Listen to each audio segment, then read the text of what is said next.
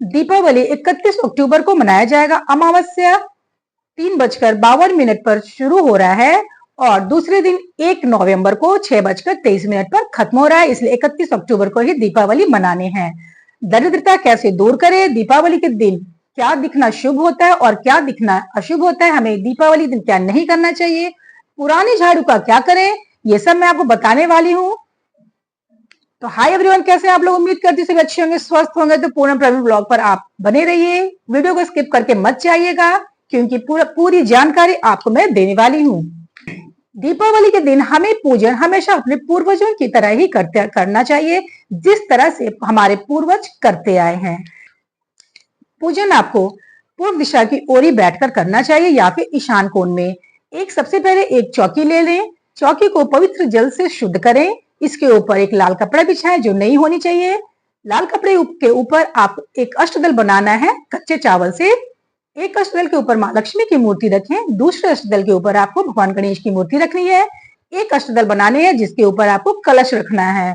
मूर्ति हमेशा अगर मिट्टी के हैं आपके पास में, याद रखना है आपको कि मिट्टी की मूर्ति हमेशा आपको हर साल नहीं लेनी है। पुरानी मूर्ति की पूजन कभी भी नहीं करना चाहिए, तो नई मूर्ति लें। अगर आपके पास चांदी की मूर्ति हो या फिर पीतल की मूर्ति हो तो इसे बार बार बदलने की जरूरत नहीं है।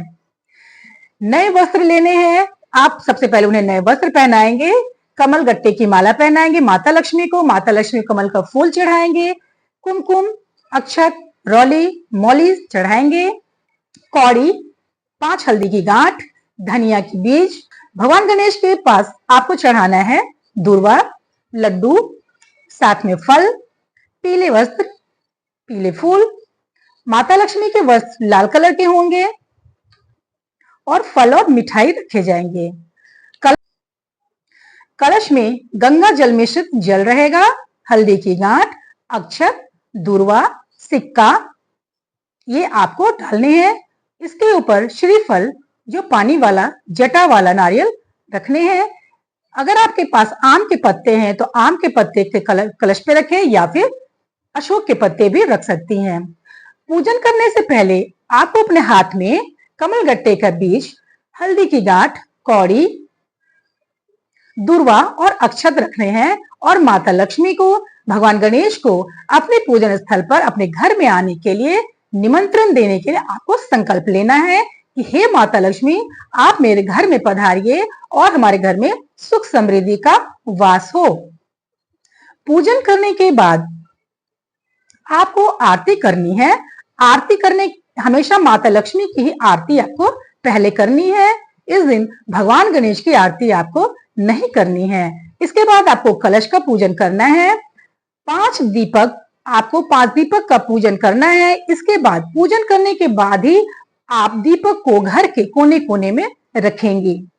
11:30 से 12:30 के बीच में एक दीपक जो घी का होना चाहिए, इस दीपक को आप आंवले का पेड़, बेल का पेड़ या फिर पीपल का पेड़ जो भी आपके घर के पास में हो, इसके पास में दीपक जलाएं या फिर आपके गमले में हो या तीनों में से कोई भी एक पेड़ जो आपके पास में हो, आप उसके पास दीपक जरूर जलाएं।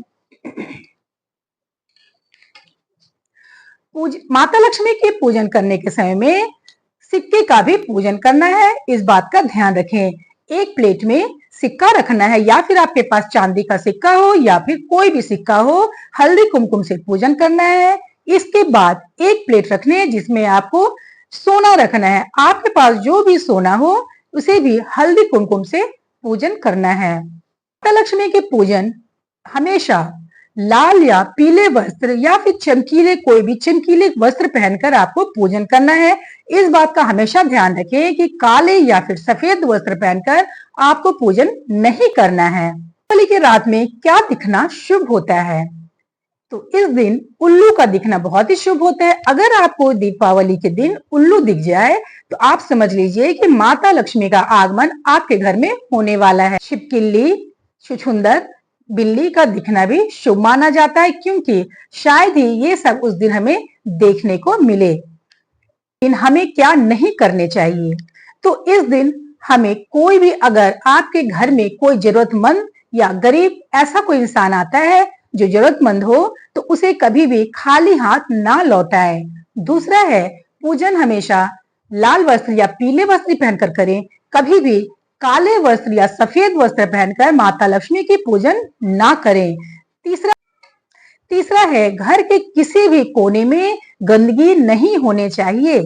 चौथी है रसोई घर में दीपावली की रात कोई भी जूठा बर्तन आपको नहीं रखना है, क्योंकि इस रात माता लक्ष्मी धरती पर भ्रमण करने निकलती हैं, वो सभी के घरों में जाती हैं, इसलिए इस बात का ध्यान रखना है। मांसाहार का भोजन भी आपको नहीं करना है। पुरानी झाड़ू को कभी भी दीपावली की रात में नहीं फेंकना है। इसे आप या किसी अमावस्या, अगली अमावस्या या फिर अगले शनिवार को आप फेंक सकते हैं, लेकिन भूल से भी दीपावली की रात में झाड़ू नहीं फेंकना है, इस बात का ध्यान रखें। किसी भी मंदिर, जो भी आपके घर के पास में मंदिर हो, आपको मंदिर में भी जाना है और वहां भी आपको घी का एक दीपक जलाना है, क्योंकि कभी भी मंदिर में अंधकार नहीं होना चाहिए। हमें विशेष उपाय क्या करने हैं? दीपावली की रात में कुछ विशेष उपाय हैं, इसे आप ध्यान से सुनिए। इस दिन माता लक्ष्मी के आगे आपको घी का दीपक जरूर जलाना है। उनके राइट हैंड की तरफ, लेफ्ट हैंड की तरफ सरसों तेल का दीपक जलाना है और ये अखंड दीप जलेंगे, इस बात का ध्यान रखें। दूसरा है, इस दिन जो आप दीपक जलाएंगे वो बिल्कुल नया ही होना चाहिए। पुराने दीपक में कभी भी माता लक्ष्मी के आगे दीपक नहीं रखना है, नए दीपक में ही घी का दिया जलाना है। दीपावली के दिन पुराने दीपक का यूज आप भूल कर भी ना करें। इस दिन आपको नया दिया ही लेना है और इसी नए दिए में माता लक्ष्मी के आगे घी का दीपक जलाना है।